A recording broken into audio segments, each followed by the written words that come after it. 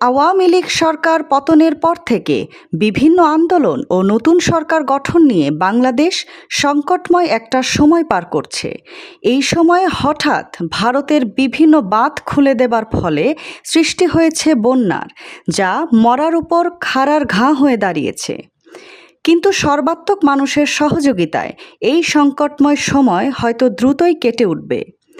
বাংলাদেশের অন্যতম রাজনৈতিক দল বিএনপিও পিছিয়ে নেই এই সহযোগিতায়। বাংলাদেশ জাতীয়তাবাদী দল বিএনপির প্রধান কার্যালয় ঢাকা, সেখানে তাদের নিজেদের অর্থায়নে বহু ত্রাণ সামগ্রী জড়ো করা হচ্ছে।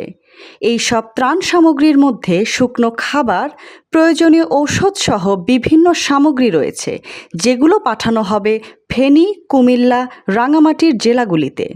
এছাড়াও কার্যালয় থেকে আহ্বান করা হচ্ছে যাতে সর্বস্তরের মানুষ তাদের সাথে যোগদান করে এবং এই দুর্যোগ দ্রুত মোকাবেলা করতে পারে।